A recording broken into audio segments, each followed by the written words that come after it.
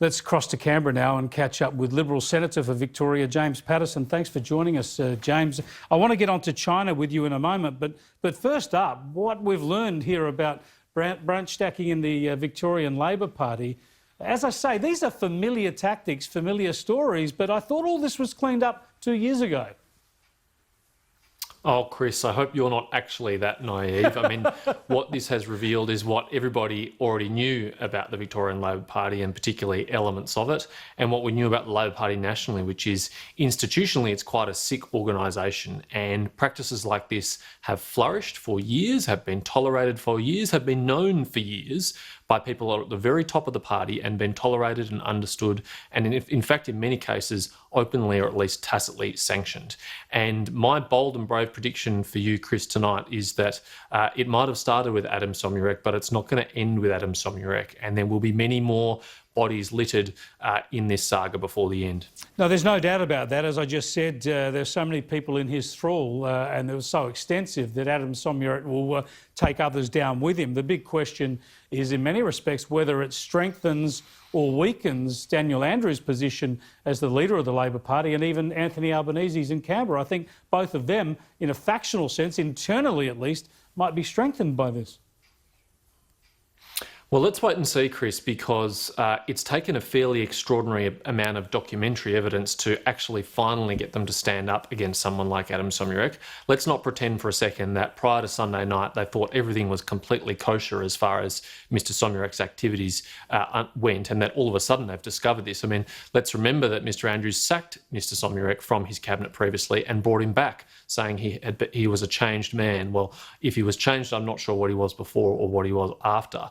And I think while Somyurek is gone, all the people around him who aided and abetted him remain as members of the Labor Party tonight. And we should think that his tactics will remain just a big part of the Labor Party as it was before, unless there is a real root and branch review, and I'm not sure Albanese has the stomach for it. Doesn't this underline the case for a federal commission against corruption? We know the Victorian body can look at this, but there's obviously federal links in some of the motivations here. People are talking about that already. We know similar practices could be occurring in federal politics. Don't we need a federal body? Well, Chris, as you'd be aware, the government has committed to implementing a national anti-corruption body, but as you also pointed out in that question, Victoria has an independent, broad-based anti-corruption commission, and Adam Somyurek is a Victorian state politician. So if that was not able to stop this, I think we should realise that these bodies are not a panacea. What we have to understand and what is necessary is cultural change in political parties, and particularly the Labor Party with its compromised institutional links to the union movement and its endemic branch stacking. They have to change culturally, and no federal body can fix that problem for them. They have to do that themselves. Now, I want to get on to China now, and we're talking about the death sentence imposed on Carm Gillespie over drug charges. Are you worried that this is caught up in the diplomatic spat between Beijing and Canberra? Well, Mr Gillespie's family have issued a statement this afternoon asking people to be very cautious and very considered in commenting about his case, and I'm going to respect their wishes and do so. What I can note, Chris, is that the Australian government opposes the death penalty wherever it is enacted, whether it's against Australian citizens or anyone else, whether it's the United States or China. We have a principled opposition to the death penalty. We believe it's wrong, and we work with other like-minded countries in an effort to eradicate it. In the case of Mr Gillespie personally, we'll be doing everything we can to provide him with all of the consular assistance that any Australian can expect when they find themselves in a similar predicament.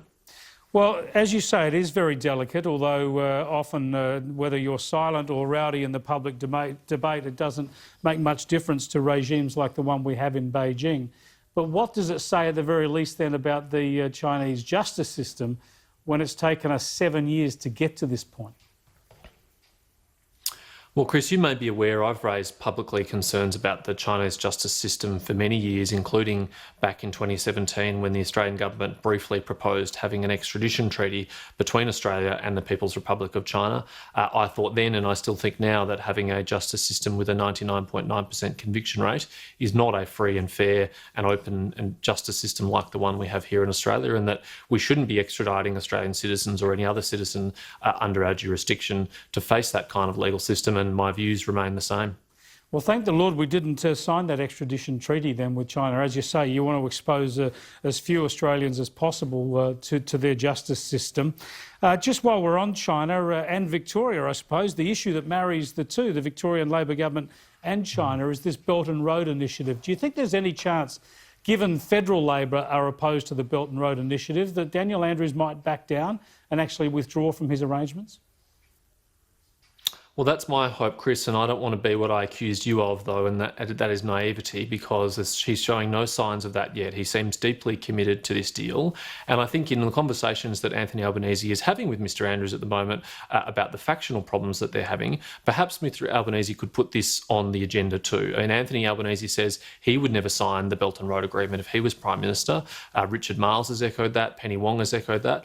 But what have they done to try and persuade Daniel Andrews of the wrongfulness of this course that he's put Victoria on?